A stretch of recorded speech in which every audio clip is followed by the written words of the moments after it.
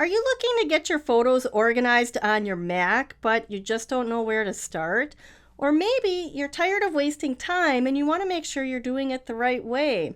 Today I'm going to show you how to use the Photos app to get your photos under control.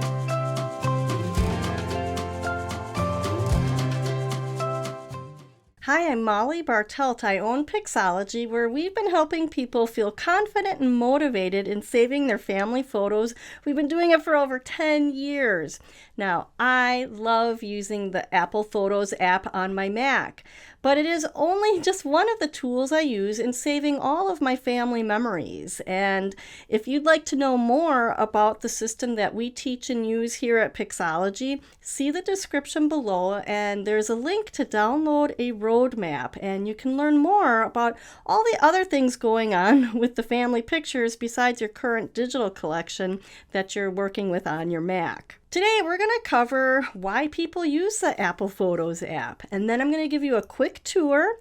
I'm going to show you how to organize using the folders and albums feature in the app, and then I'm going to talk about working with the photo metadata. There's a bunch of reasons why people use the Photos app. It's free and it comes on your Mac, and also the app will connect your phone to your computer. The Photos app will sync your pictures back and forth through iCloud. If you need to check these settings, you'll do that on your iPhone. Make sure iCloud Photos is turned on, and the same on your Mac. You can organize and edit your pictures on your Mac while knowing that your work is backed up in iCloud. There are more photo management options out there, programs that you could install on your Mac. If you want to know more about what's out there, watch this video next in the link. Bottom line, the Photos app is just convenient. It's right there on your computer. Now we're going to take a tour of the Photos app on the Mac. We're in the library view of my Photos app on my Mac. You can see I have not a lot of family photos showing here, and that's one thing I do hear from my clients and people who watch this YouTube channel is how can they get their library view to be better, more family photos. And unfortunately, the library view really just is that dumping ground for all the pictures that we take. And our family photos kind of get lost in the mix. I know I've got pictures of my son here from a solo that he did, but there's a lot of work and photos for information. You really do want to make sure to go through and delete pictures from here when you can and clean that up. Like, I know these were just things that I was sharing with the staff member, so I could delete those. And you can just right click on it and click delete. So the library view is interesting because at the bottom of the library view, you see how many photos and videos you have. You'll also see that you are synced with iCloud, which means that your photos from your phone will come to your computer. If you're not sure about that, you can go to above at the top, the Photos area here, and click Settings and make sure that iCloud Photos is on. You can choose whether to have your original saved to the Mac or just have your Mac be optimized, and the full resolution pictures are up in iCloud. So in the library view, you have at the top here the ability to change to years, months, and days, and all photos. Then when you select a photo, I'll just click on one here. Across the top, you can see this eye icon.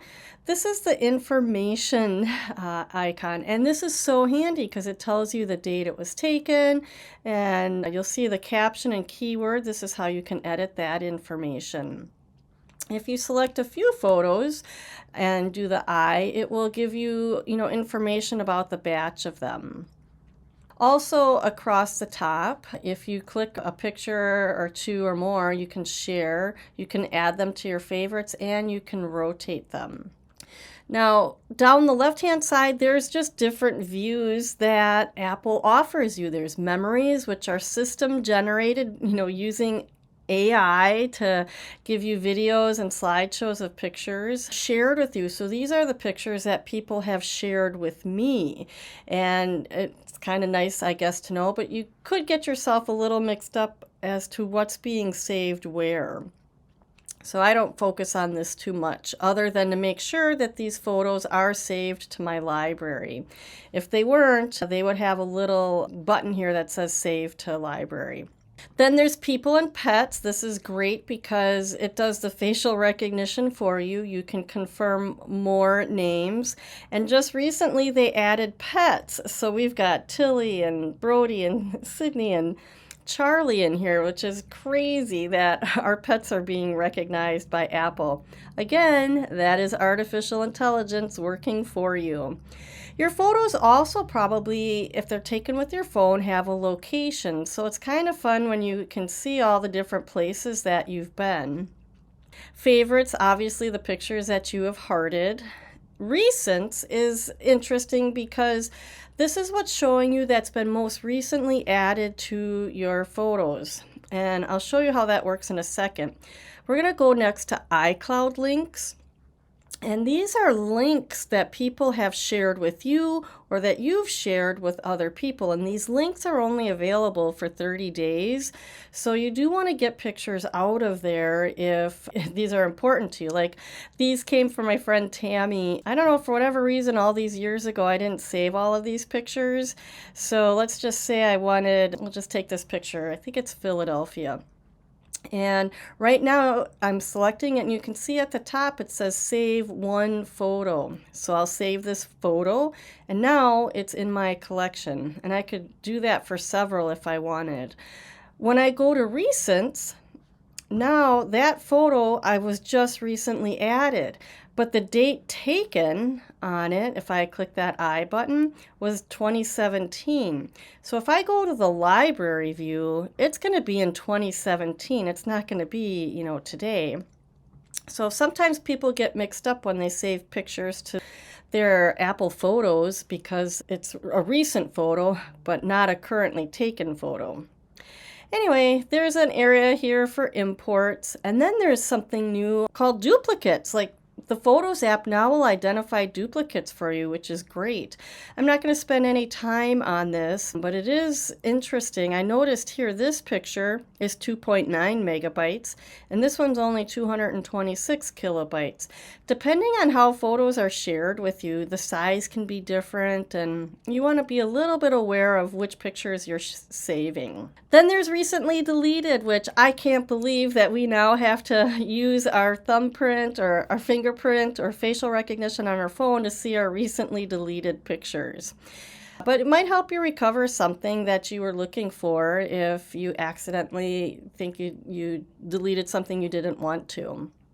Next up is the albums section. There's 3 areas here. The media types, these are system generated albums based on the type of photo that you took, and could be useful. Sometimes I really like going to videos because I have so many, and sometimes I need to delete them. Some of them anyway. So that's media types. Next up is shared albums. People can really get mixed up with shared albums because families will share to one album over the course of years, and sometimes people accidentally share a photo twice, and you can't really tell which pictures you shared versus which ones someone shared with you. So I try to steer clear of this. And if you have a lot of shared photos like in these albums, I think you might want to check out the link I have in the description below, because it can be kind of tricky to get it cleaned up. We once had a client who had about 5 or 6 albums from different years, and there was thousands and thousands of pictures in there. It actually was a lot of duplicates. So be careful with shared albums. Next is my favorite area, my albums.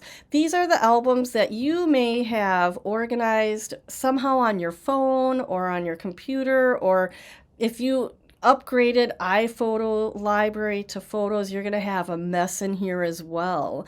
I like to point out that on the left-hand side here, there's a little caret symbol. You can click that, and now you'll see all of your albums on the side here too. That can be kind of handy.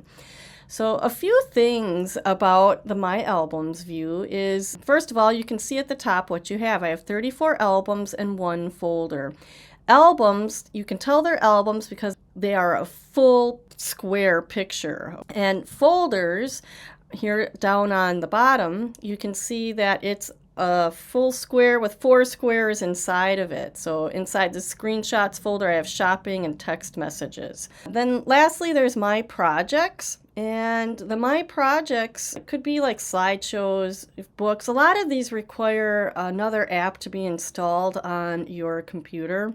Mostly if I do anything, I'm making a slideshow, which is really easy. And that's pretty much the walkthrough of, the user interface, as it were. Now let's talk about using the folders and albums to get your pictures under control. I teach that you don't want to be scrolling through like hundreds of albums, and depending on how long you've had your photos library, this can be quite a mess. So the first thing that you can do to just make things a little easier to look at is to sort your albums. Now I teach to sort by name because we have, a lot of times we put the year first in the album name, okay? So now you can see the organization method here. We have, a trip to Maryland comes before the 2021 family photos, and on and on. So that's the first thing to do. Get it sorted so you kind of know what you're looking at. You may have albums that are completely unnecessary, and you can delete those. Like Typorama, these are just graphics that I made in a program. You might see Instagram. I have an Instagram one, and if you don't need it, you can delete it. You just right-click and delete the album. So that's the first thing you can do, is clean things up. You want to use a folder structure to help you kind of categorize your albums so you don't have to scroll through so many. So the first thing I like to do is have a folder for a decade. And in order to add a folder, you can click the plus button over under my albums and just click folder. And then we'll type in 2010s photos. So this folder is going to hold all of my albums that are from 2010 to 2019. So you can click on a couple of them and just drag them over until the folder is kind of enlarged a little and drop it in. So just like that, I can take all these 2010s albums and drop them in the folder. Folders are really awesome to get things kind of grouped together.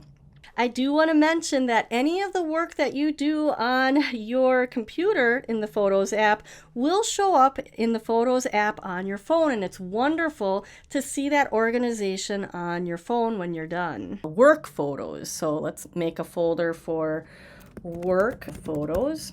And now I'm going to go back and we're going to find some of our work photos. So 3D printing is one. I have some newspaper articles, career stuff there, Pixologie, and WSO photos. Those are all work related, and so is imaging mobile. So now I use the command key to select these albums. And then I'm just going to drag them up into the work photos folder. And now you can kind of see things coming together a little better here. In the screenshots folder, this is a folder, I like to call it, photos for information. And you might want to have one of these as well. I actually have an album for it already. We'll just drag that one in there, and you can see how you can work with your folders and kind of clean things up. And notice every time I add something new, it's kind of mixing up my organization, right? The alphabeticalness is not working. So we can go to view and do that sort again. Or we can even right-click on my albums and click sort by name. So you have a couple options. One last thing I want to point out to you is your pictures can be in multiple albums, and that can be kind of annoying if you're exporting and trying to figure out what photos you have. You'll have to figure out a way to deal with that. But it is really helpful to know which pictures aren't in an album yet. And that's my album over here, not in album. And you can see it over here on the left-hand side, not in an album. This cogwheel indicates that it is a Smart album. So if you want to add this album in your library, you're going to click Smart Album, and then you're going to click Album is not any, and then you can click OK. And you probably want to put something that tells what it is, not untitled smart album. So we'll just put not in an album, which is what my current album already is. So hopefully that will make sense for you. And then, let's just say these two are work photos for sure. So if I go to my work photos folder on the left-hand side, I'm not clicking into it, I'm clicking the caret. And there's Pixologie. I can drag these two photos over to Pixologie, and now it's out of my not in an album folder. Speaking of smart albums, I know there are tips out there to make a smart album to show you, all your photos from 2023. The challenge with this is if you do that, you're going to get all those screenshots and photos for information that are not part of your family collection. So that's why I usually create just a regular album and I label it 2019 or whatever it is, and then I drag my pictures into a regular album versus a smart album. And totally your preference. That's what I wanted to show you in the organization options that you have. You can use folders, you can use this not in an album, and those couple of things will really help you straighten up the My Albums area. And come back to your My Albums area and work on it. If you're using the Photos app for your collection, it's good to be in there routinely so you keep up with everything. So that's all about folders and albums. What do you think so far? Is this helpful? Have you picked up a few things that will get your pictures managed? Leave a comment below. I'd love to hear what you're thinking and if you have other questions. Now we're going to talk about working with your photos metadata. This is the information that's attached digitally to your picture. We have some terminology differences. Apple just likes to use the terms they use. So we're going to be referring to date captured, which is the date taken, very important piece of information. There's keywords, some programs call them tags, and then there's captions, and some programs call that comments or descriptions. So let's look at how we edit this. Before I talk about the editing the metadata, I want to just show you a couple other things here in the view that we're looking at. This photo that I've selected, you can see like a tag on there. That means that photo has a keyword attached to it already. In this photo, you can see some sliders and it's a location pin. And this tells me that this photo has been edited, and it also has location information on it. You can have these different pieces of information, including even the name of the photo underneath it. You would want to go to View and then down to Metadata and select titles, keywords, edited, file type, favorite, location. You can add all of that, and that might help you, kind of know what you're looking at. Now, in terms of metadata, I really teach to just look at 3 pieces of metadata. So I'm going to just select these 3 since it's an easy one, and I'm going to right click and get info. You can also click the I button up at the top. So I'm going to get info, and now you see I have 3 photos selected. And I'm going to add a caption, and this is just first sort and inventory for one of our projects so that we keep track of the different stages of our project. So I'll type that in there, and I'm going to add a keyword, and I'll just put print organizing in case I ever wanted to, go get all my print organizing pictures. So that's how you can add a caption and a keyword. Changing the date is a little bit different. This is a good example here. This is a screenshot of my dad playing the banjo from like 1989 or something like that. It's got the wrong name. I could do all sorts of things in fixing that, but we want to change the date. To change the date of a photo or several photos, you can select more than one. You're going to go up to Image at the top and click Adjust Date and Time. So now I can change this. This is in the summer up north. The July 1st is fine. And I'm going to put 19 89. And I'm going to click adjust.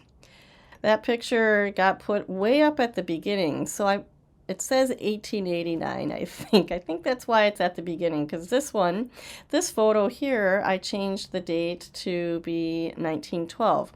So sometimes you got to be careful that you actually edit the right date. So again, I'm going to go up to image, adjust date and time. Yeah, I think it thinks it's like the year 89. So let's type in 1989. Adjust. And now it's in with, with some other pictures, possibly from that time frame. So you'll notice, Apple Photos will show the range of your earliest dated photos. So that's how you can change the date and the time. And that's a little bit about the metadata. How are you feeling? Are you still overwhelmed? It's understandable. There's so many moving parts, and sometimes you just got to get started and work at it, and it comes a little bit more familiar as you do it. If you do want to chat with me, I love doing research calls on the challenges that consumers face when they're trying to organize their photos. See my link below in the description to schedule a time. And if you also need something more powerful to tackle duplicates in your Photos app, you probably want to consider Photo Sweeper, and I have this video that explains that program. All right, that's it for now. Thank you so much for joining me, and we'll see you the next time.